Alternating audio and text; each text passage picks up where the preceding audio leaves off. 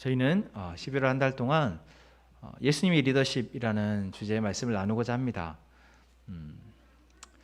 우리는 사실 태어날 때부터 누군가의 리드를 통해서 삶을 살아갑니다. 우리가 갓난아이 막 태어났을 때는 아빠의 리더십, 엄마의 리더십을 통해서 그 사랑을 통해서 우리는 자라나게 되죠. 또 사회생활을 한 순간부터 유치원에 다니는 아이들을 봐도 그 안에서 누군가가 리드를 해서 그 사회 구성원들을, 그 조직을 이끌어 갑니다. 그 조그만 어린아이 가운데에도 뭔가 놀이를 주도하고 분위기를 주도하는 아이들이 있죠. 더군다나 학교를 들어가고 또 직장 생활을 하게 되어졌을 때 그 사람들이 모임 가운데는 반드시 누군가 그 분위기를 주도하고 리드하는 사람들이 있습니다. 여러분들은 보통 따라가는 입장이십니까? 아니면 리드하는 입장이십니까? 여기 이렇게 보시니 리드하는 분도 한두 분 계시는 것 같고 그냥 누가 하면은 따라가시는 분들이 더 많으신 것 같은데, 따라가든 리드하든 사실 각자가 맡은 책임이 있죠. 따라가는 사람은 잘 따라가 주는 것도 좋은 역할이지만 또 따라가다가 때로는 리더에게, 그것을 이끌어가는 사람에게 좋은 조언을 하는 것 역시도 필요한 일입니다. 또 리드하는 사람은 그 사람들을 바르게 리드하는 것이 맡겨진 책임이죠. 그냥 내가 대장하고 싶다고 내 마음대로 이끌고 가는 것은 잘못된 리더의 모습입니다. 사실 이 시대에는 참 잘못된 리더들이 많습니다. 능력이 안 되는데 리더의 역할을 하고 있는 사람도 있고, 리더 역할을 하면서 자기의 욕심과 자기의 생각대로 자기 그룹들을 이끌고 가는 사람들이 있습니다.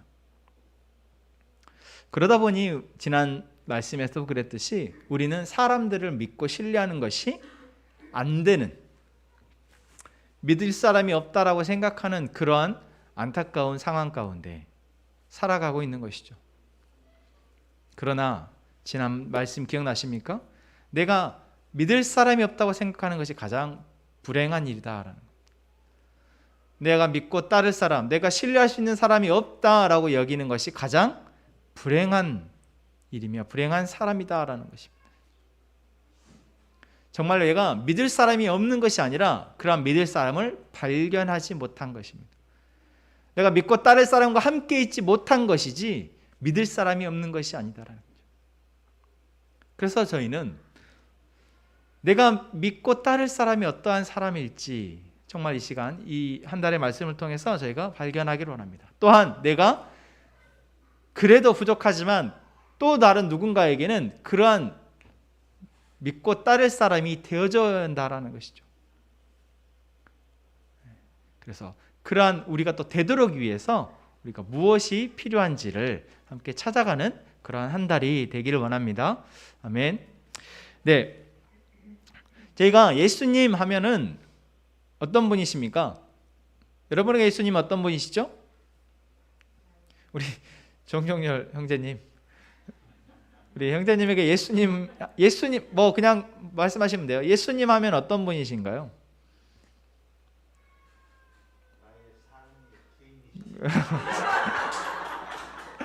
그 지난 한 주간 동안 우리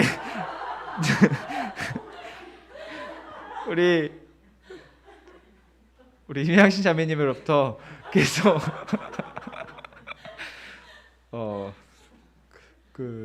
강요되어진 그런데 왠지 거기에 진심이 담겨 있는 너무 멋진 고백이네요.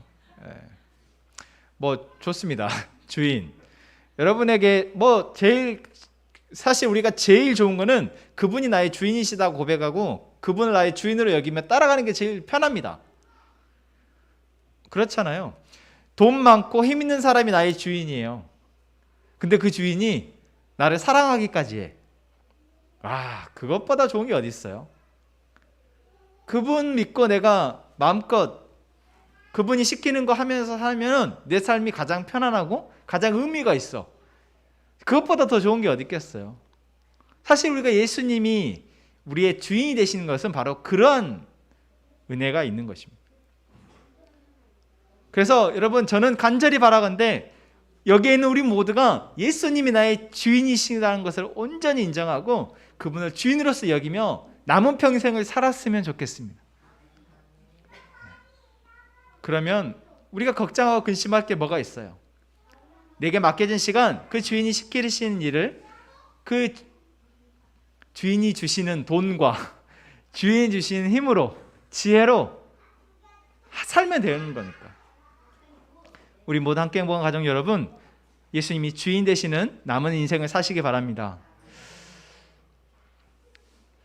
예수님이 우리 주인이십니다. 자, 그런데 그 주인 되신 예수님이 우리의 삶을 이끌어 가시는데, 그분이 우리 삶을 이끌어 가시는 그 방법이 있더라는 거예요. 오늘은 그 첫 번째로 인격적인 관계로 우리를 만나시는 예수님에 대해서 이야기를 나눠보려 합니다. 제가 이렇게 양육을 하다 보면 인격적인 하나님, 인격적인 관계라는 이야기를 나눌 때면 여러분들이 조금 난감해하는 것을 봐요. 인격적인 관계라는 게 뭐죠? 인격적인 관계라는 것 자체에 우리가 어떤 경험이 별로 없는 거예요. 인격적인 관계라는 것이 정의가 우리 안에 잘 안 돼 있는 것 같습니다. 여러분, 무엇이 인격적인 관계입니까? 여러분들은 사람과 사람과의 관계 속에서 그 사람과 관계는 참 인격적인 관계이다, 또 그 사람은 나를 참 인격적으로 대해준다라고 언제 느끼시나요? 언제 야, 저 사람과 나는 인격적인 관계야, 그 사람은 나를 인격적으로 대해주는 것 같다, 언제 그렇게 느끼시나요? 나에게 존댓말을 해주는데 또 나를 배려해서 무언가를 해줄 때 여러분 말을 안 하니까 제가 하잖아요. 네, 뭐요? 느낌은 위험한 사람입니다. 저는 느낌으로 하면은 위험해요. 예, 느낌은 속일 수가 있거든요. 그래서 그렇게 힘드셨어요? 여러분, 사실 우리는 인격적인 관계나 인격적인 만남을 별로 경험하지 못했을 겁니다. 왜냐하면 나부터도 인격적이라는 게 뭔지 모르고 사람들과 관계를 하고 있는데 그런 사람이 얼마나 있었겠어요. 사실 누군가와 관계를 맺을 때 인격적인 관계를 맺는 것을 우리는 배워본 적이 없습니다. 네, 없어요. 어릴 때 저 아이들이 사람들을 처음 만나게 되고 할 때 어떤 만남이 대부분입니까? 나에게 호의적인 사람, 나에게 호의적이지 않은 사람. 나에게 호의적인 사람은 사탕을 내밀죠. 아이 예쁘다 하고. 그럼 호의적이지 않은 사람은 아이들이 있어도 별로 관심이 없기도 하고, 또는 시끄럽다고 싫어하기도 하고. 우리는 어릴 때부터 나를 좋아해주는 사람, 좋아해주지 않는 사람으로 사람들을 만나게 됩니다. 유치원이나 학교에서도 우리가 친구를 만나게 될 때도 어떻게 만납니까?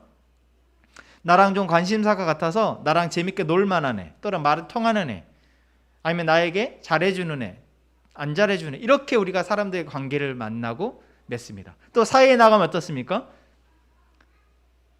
서로 이익이 되는지 안 되는지를 가지고 우리는 관계를 맺습니다. 그러니 우리 안에 인격적인 관계라는 것을 경험할 수 있는 시간이 없다라는 거예요. 인격적인 관계란 게 무엇일까요? 그냥 단순하게 이야기해서 그 사람을 하나의 인격체로서 존중하고 나의 인격체가 나의 인격체로 존중받는 그러한 관계와 그러한 만남입니다. 그런데 우리는 참 안타깝게도 많은 사람들이 어릴 때부터 하나의 인격체로서 존중받고 자라지 못합니다.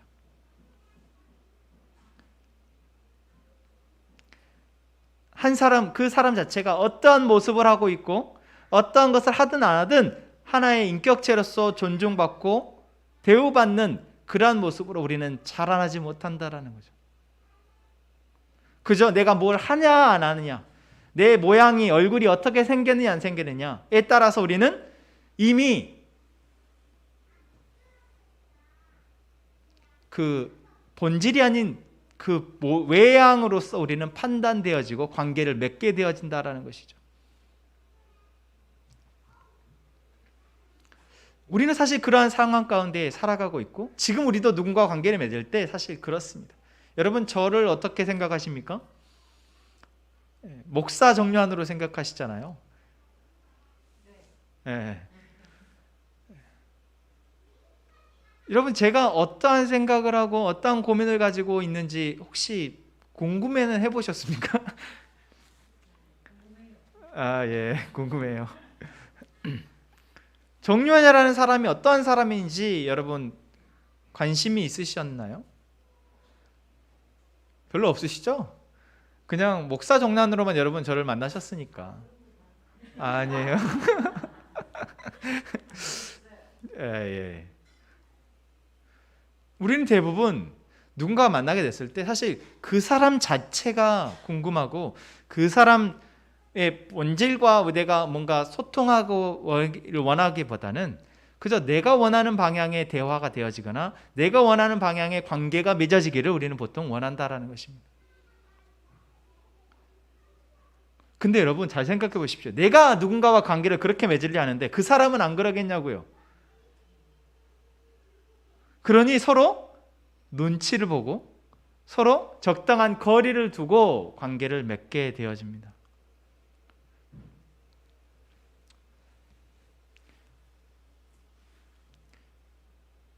그래도 그런 관계가 가장 옅은 게 부모와 자녀의 관계입니다. 왜요? 부모는 자녀를 바라볼 때 내 사랑하는 아들, 내 사랑하는 딸로서 바라보고, 그래도 가장 거리감을 좁혀서 그 아이를 사랑해 주려 하기 때문에 그렇습니다. 또한 자녀도 부모에 대해서 그렇게 바라보지만, 자녀가 부모를 바라보는 것은 또 한없이 자기 중심적인 바람이죠. 나를 위해서 뭔가를 해주는 부모의 존재로서만 우리가 보통 생각하잖아요. 철이 들기 전까지는. 또 학교에서 선생님과 학생, 교사와 학생들 간의 관계 역시도 조금 특별한 관계이기도 합니다. 어떤 관계입니까? 교사는 학생들에게 내가 알고 있는 지식을 가르쳐주는 관계로서 아이들을 바라보죠. 그리고 학생들 역시도 교사를 바라볼 때 나에게 뭔가를 가르쳐주는 사람, 내가 배워야 할 사람으로 바라봅니다. 그러니까 이런 특수한 관계 외에는 우리가 대부분 다 이익의 관계로서 또는 어느 정도의 거리감을 두고 사람을 만납니다. 그런 관계를 맺죠. 그러다 보니 우리는 많은 친구가 있고 주변에 알고 있는 사람, 많은 사람이 있는데도 여전히 외로움을 느낍니다. 진정한 내 편이 없다라고 생각이 들고 내가 진짜 믿을 사람이 없다라고 생각이 드는 것이죠. 자, 그러한 우리에게 예수님은 어떤 분이시냐라는 겁니다. 자, 여러분, 예수님은, 성경에서 말하는 예수님이 누구이십니까? 하나님의 아들이십니다. 하나님은 어떤 분이십니까? 이 세상을 창조한 신이십니다. 이 세상을 만드셨고요, 우리를 창조하신 분이 바로 하나님이십니다. 그런데 그 하나님의 아들, 다시 말하면 하나님이신 분이 이 땅에 인간의 몸으로 내려오신 거예요. 일단 그것부터 이상합니다. 왜 하나님이 인간의 몸으로 이 땅에 오셨냐라는 거예요. 그런데 그 하나님이 인간의 몸으로 오셔서 자신이 당연히 신이시니까 신으로서 대접을 받고 신으로서 자기의 어떤 그 권한을 사용하면서 이 세상에서 존재하시는 것이 아니라 한 사람 한 사람을 만나시고 그 사람들의 삶을 살펴보시고 그 사람들의 문제를 해결해 주시며 살아가시더라라는 거예요. 오늘 요한복음 1장에서 바로 그 이야기가 나옵니다. 예수님이 이 땅에 오셔서 이제 30살까지는 자신의 어떤 개인적인 삶을 사시다가 이제 잘하셨고 30살이 된 때부터 이제 우리가 공생애라고 하죠. 예수님이 이 땅에 오신 그 목적을 실행에 옮기시는 그 기간이 바로 3년 정도의 시간입니다. 그 3년의 첫 시작에 예수님은 바로 제자들을 부르신다라는 거예요. 자, 그 가운데 오늘 저희가 읽은 43절에는 예수께서 갈릴리로 나가려 하시다가 빌립을 만나라고 얘기를 하십니다. 자, 여기서 예수님이 빌립이라는 사람을 만나시고 그곳의 사람에게 하신 말이 무엇입니까? 나를 따르라 라고 말씀하십니다. 이제 대장 노릇을 하시려고 하시는 거죠? 예수님이 이제 대장이 되시려고 하시는 겁니다. 이제 사람들을 모아서 이 나라의 왕이 되시고 온 세계를 다스리시는 통치자가 되시려고 예수님이 나를 따르라 지금 하고 계시는 겁니다. 예, 아니죠. 여기서 예수님이 나를 따르라, 한 사람 한 사람에게 나를 따르라. 우리가 잘 알고 있는 바닷가에서 고기를 낚고 있던 베드로와 안드레에게 예수님이 이제부터 나를 따르라, 내가 너희를 고기가 아니라 사람을 낚는 어부가 되게 해주겠다라고 말씀하시는 그 장면을 우리는 알고 있습니다. 그렇게 한 사람 한 사람의 제자들을 부르십니다. 세관에서 세리 역할을 하고 있던 레위를 부르실 때도 나를 따르라 말씀하십니다. 자, 그리고 오늘 빌립이 한 사람에게 야, 우리 같이 예수님을 만나러 가자라고 한 사람인데 그 사람의 이름이 누구입니까? 나다나엘입니다.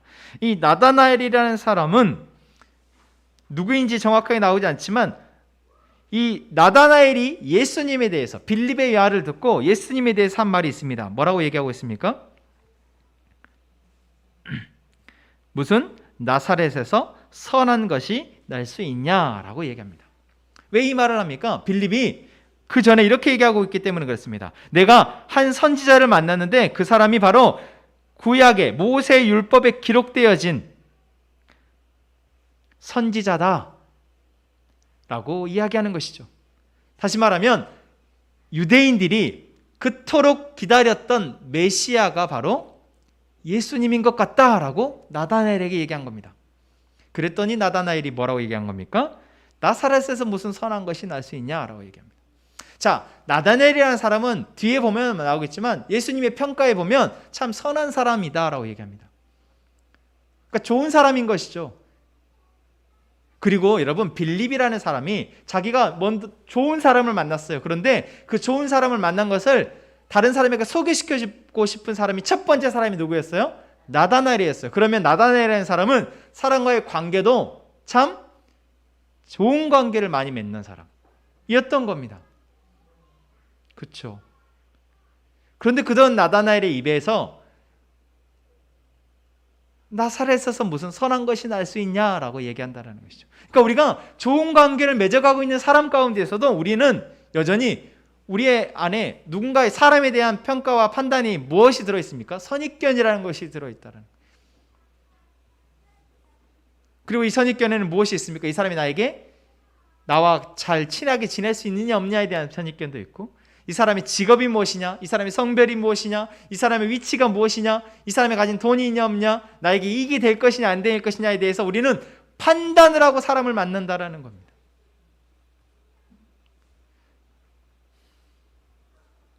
여러분, 누군가 처음 만났을 때 그 사람에게 좋은 인상을 받고 좋은 이미지를 받을 때 좋은 느낌, 좋은 느낌을 받을 때 언제 그런 느낌을 받으시나요? 여러분, 뭐라고 답들을 하셨어요?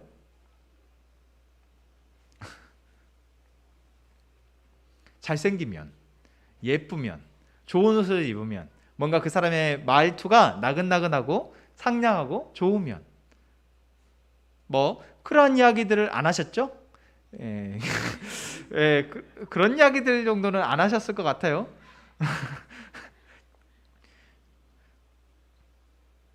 언제 여러분 편안함을 느끼고 언제 이 사람이 참 좋은 사람이다라는 생각이 드셨어요?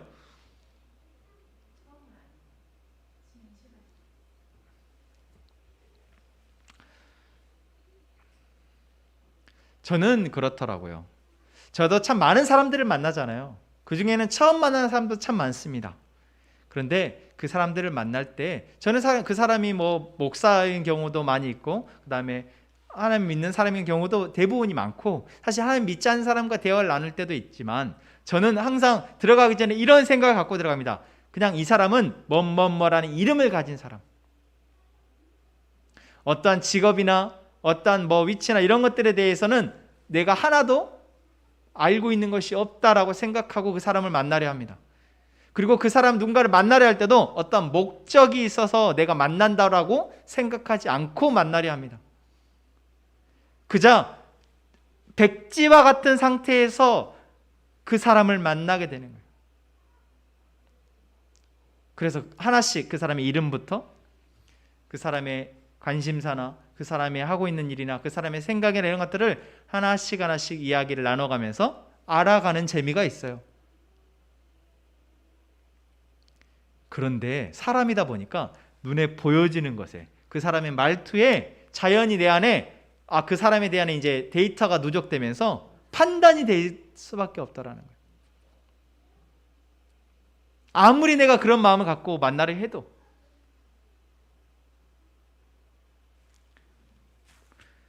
그래서 이 나다나엘의 이런 모습은 여러분 우리에게 어쩌면 너무나 익숙한 모습입니다. 우리가 그러니까요. 여러분 누군가에게 함께 행복한 우리 목사님 참 좋아라고 그래 누군가에게 소개를 한다고 해봅시다. 그랬더니 어디에 있는데 저기 용봉동에 지하에 있는 교회 목사님이야. 뭐 지하의 교회에서 뭐 이런 느낌이겠죠. 지하에 있는 교회 뭐. 저는 그래서 우리가 영원히 그냥 지하에 있어야 되나? 그런 지하가 우리의 하나님의 안식처인가? 그런 느낌이지 않을까 싶습니다. 여기에서 이 나사렛에서 선한 것이 날 수 있겠냐라는 이 나다나엘의 평가는 사실 틀리지 않아요. 이 갈릴리라는 지역, 그 중에서도 나사렛이라는 지역은 정말 이스라엘 중에서도 낙후되어지고, 그 다음에 이 약간 서민 계층, 그래서 하루 벌어 하루 살아가는 사람들이 대부분 모여있는 그러한 일용직 노동자들이 모여있는 그러한 지역이라고 생각하시면 돼요.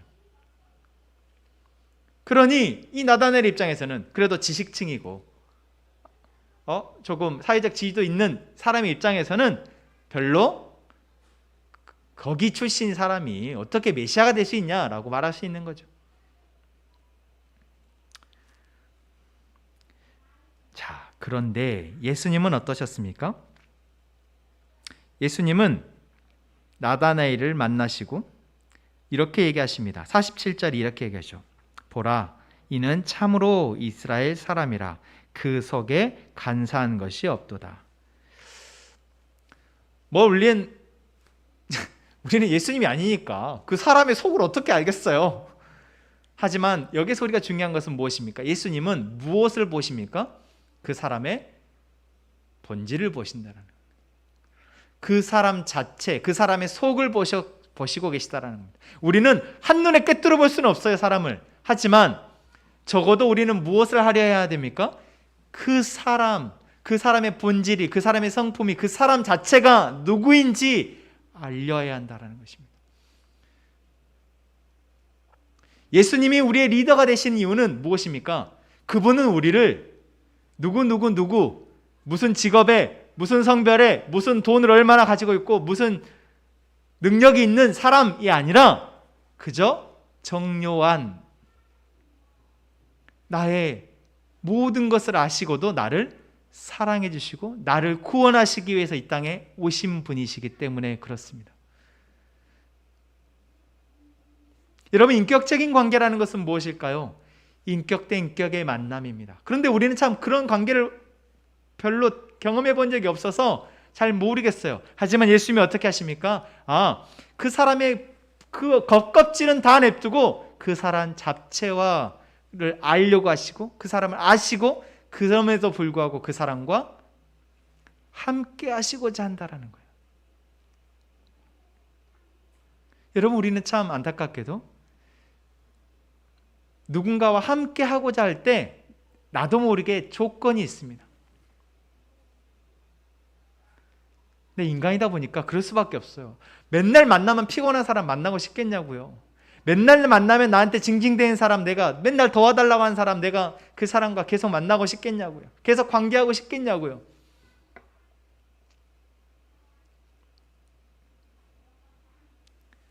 그런데 예수님은 우리와 어떠한 모습의 우리와 만나시고 우리에게 나를 따르라 말씀하신다라는 것입니다. 그것을 예수님이 12 제자들을 통해서 보여주시죠. 보잘것없는 직업에, 또는 사람들로부터 지탄받는 직업에, 또는 불같은 성질에, 또는 자신을 배신할 것 같은 사람마저도 예수님은 나를 따르라 말씀하시고 함께 하셨습니다. 그리고 예수님이 이 복음서에서 만나는 한 사람 한 사람들마다, 여러분, 그 사람의 아픔과 그 사람의 고통 가운데 예수님은 직접 찾아가셔서 그 문제에 직면하시고 그 문제를 해결해 주신다라는 것입니다.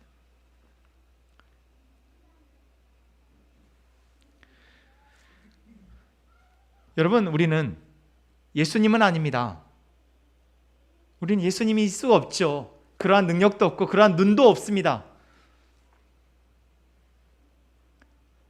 하지만 적어도 우리가 이제 누군가를 바라볼 때 그 사람의 겉껍질이 아니라, 그 사람이 가지고 있는 어떤 수식어들이 아니라 그 사람 자체로 이제 만나고 그 사람을 알아가려 하는 우리의 모습이 있기를 원합니다. 그 과정 가운데 이 사람과 더 알면 피곤하겠다, 이 사람을 더 알면 나에게 손해가 되겠다라고 생각이 들 때도 있어요. 그렇다면 그때는 우리가 예수님의 이 힘을 빌려서 그 사람을 위해서 기도부터 할 수 있는 저희가 되기를 원합니다. 나에게 만나게 하신 이유가 있더라고요. 적어도 우리가 할 수 있는 것은 그 사람의 다른 것들을 가지고 판단하는 것이 아니라 그 사람의 자체로, 그 사람의 속을, 내가 그 사람의 겉에 드러나는 아픔과 고통과 또는 가시들을 아니라 그 사람의 속에 있는 그 사람의 본질을 들여다볼 수 있는, 그것을 위해서 기도할 수 있는 저희가 되어질 때 우리의 리더 되시는 예수님을 우리가 조금씩 따라가는 것이 아닐까 생각합니다. 그리고 그에 앞서서 먼저 지금 우리의 리더 되신 예수님이 바로 우리를 그렇게 바라보고 계시다는 것. 내가 어떠한 죄를 지었든, 내가 어떠한 인간이든, 내가 어떠한 사람이든 예수님이 나를 나로서 바라봐주고 계시고 나에게 나를 따르라 말씀해주고 계시다는 것. 내가 너의 짐을 대신 지겠다. 내가 나에게 오너라. 내가 너를 쉬게 해주겠다라고 말씀하고 계시다라는 것. 그분이 우리의 리더이시고 우리가 리더가 되고 싶으신 예수님이시라는 것. 여러분, 그것이 우리의 가장 먼저 믿어지기를 원합니다. 그리고 그분께 오늘 나다나엘이 고백한 것처럼, 랍비여, 당신은 하나님의 아들이시요 당신은 이스라엘의 임금입니다. 당신은 바로 하나님의 아들이시며 나의 구원자이십니다 라고 고백하며 따라 나아가는 저희가 되기를 원합니다.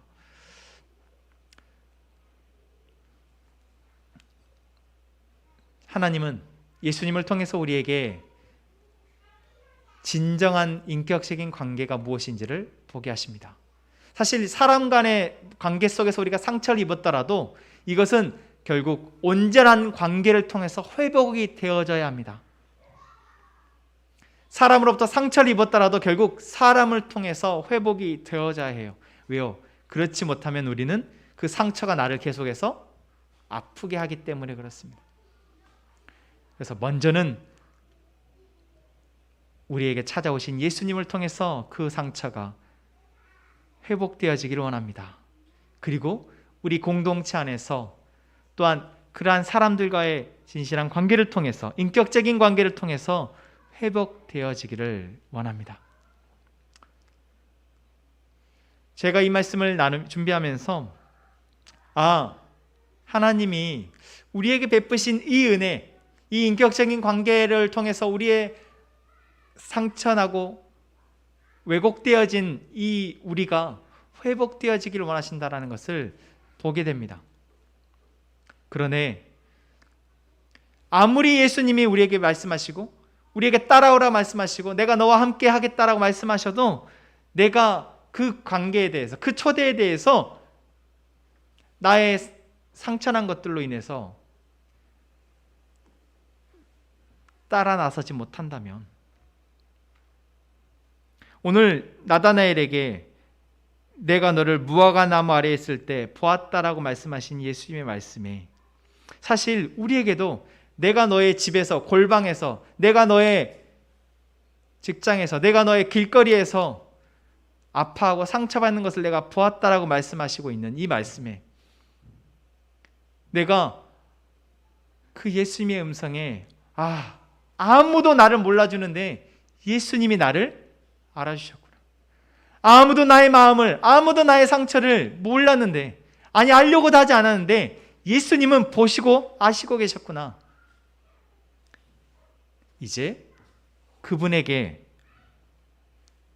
그분이 나의 주인이시다라는 고백으로 나아갈 수 있는 그러한 우리의 마음이 되어지기를 원합니다.